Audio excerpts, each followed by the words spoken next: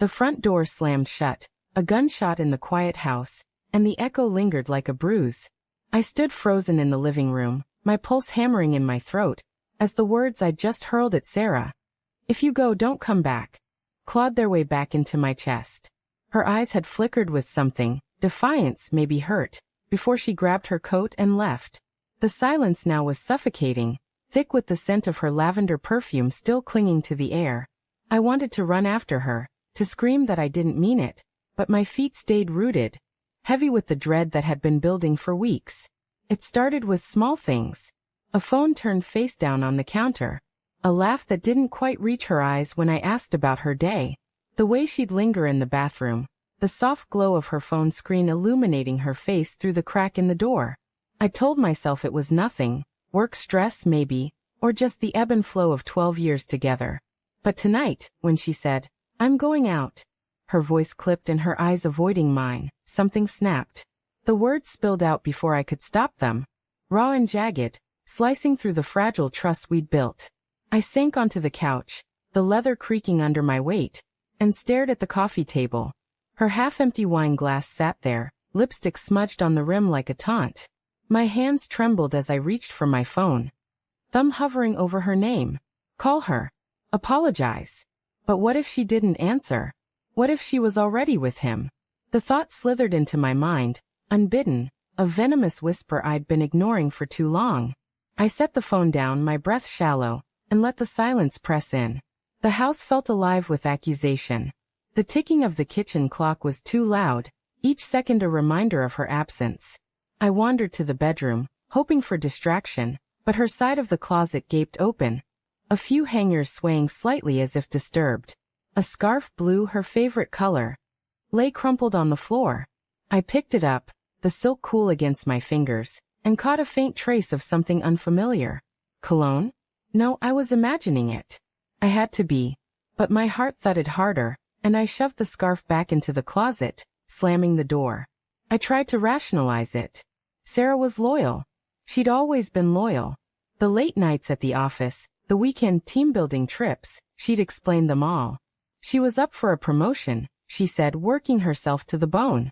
I'd believed her because I wanted to, because the alternative was a knife to the gut.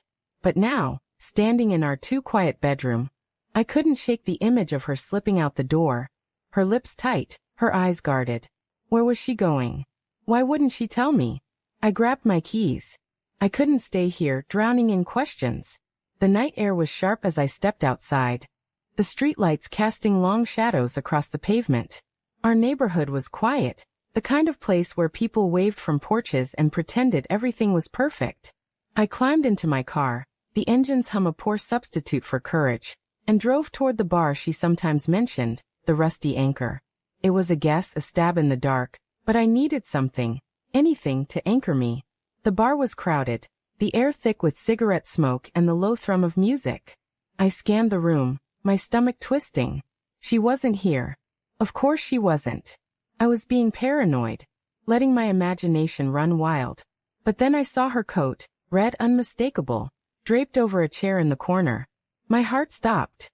I pushed through the crowd, ignoring the annoyed glances, until I reached the table. 2 glasses, one with her shade of lipstick. And across from her empty seat, a man. He was leaning back, casual, his dark hair falling over one eye as he sipped his drink. He didn't see me, but I saw him. I saw the way his fingers lingered on the glass, the way his smile was too easy, too familiar. "Excuse me," I said, my voice sharper than I intended. He looked up, startled, and I saw the flicker of recognition in his eyes. He knew who I was. My stomach churned. "Where's Sarah?" He hesitated, just a fraction too long. "She stepped out for a minute. Bathroom, I think." His voice was smooth, practiced, but his fingers tightened around his glass.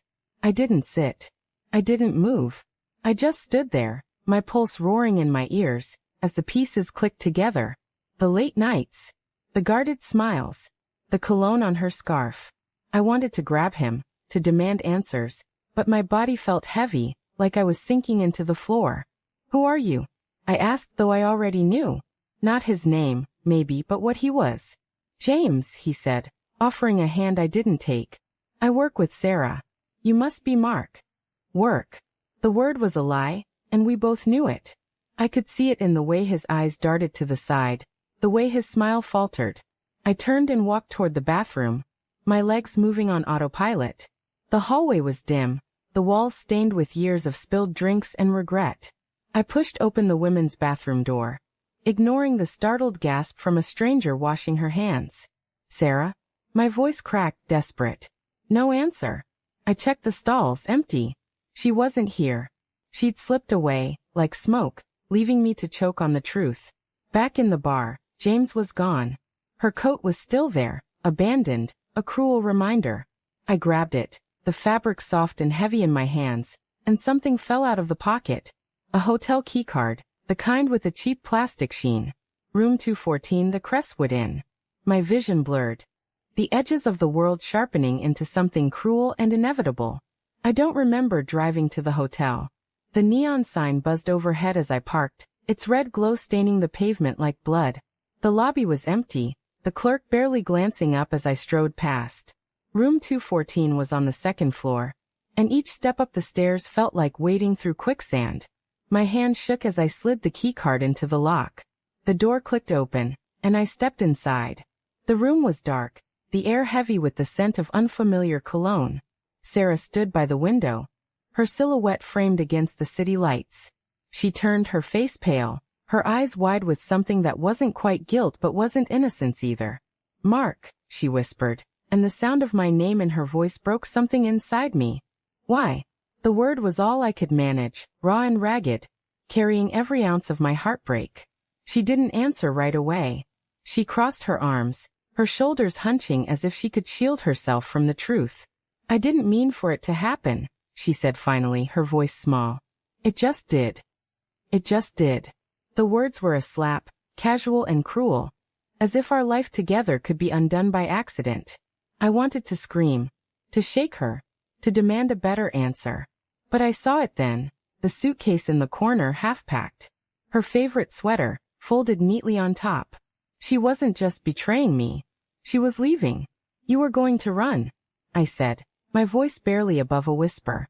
Without even telling me. Her eyes filled with tears, but she didn't deny it. I didn't know how, she said. I didn't want to hurt you. I laughed, a bitter, broken sound. Too late. The room felt too small, the walls closing in. I turned to leave, but her voice stopped me. Mark, wait. I still love you. I froze, my hand on the door. Love. The word felt like a lie, but it carried the weight of 12 years, late-night talks, quiet mornings, promises we'd made in the dark. I wanted to believe her, to cling to the version of her I'd loved. But the keycard in my pocket, the cologne in the air, the suitcase by the bed, they were louder than her words. I walked out, the door clicking shut behind me. The hallway stretched endlessly, each step heavier than the last. I didn't know where I was going, only that I couldn't stay. Not in that room, not in that life. As I stepped into the night, the city lights blurred through tears I hadn't realized I was shedding. Sarah was gone, and so was the man I'd been. All that remained was the weight of her absence, and the unbearable truth that I'd always known.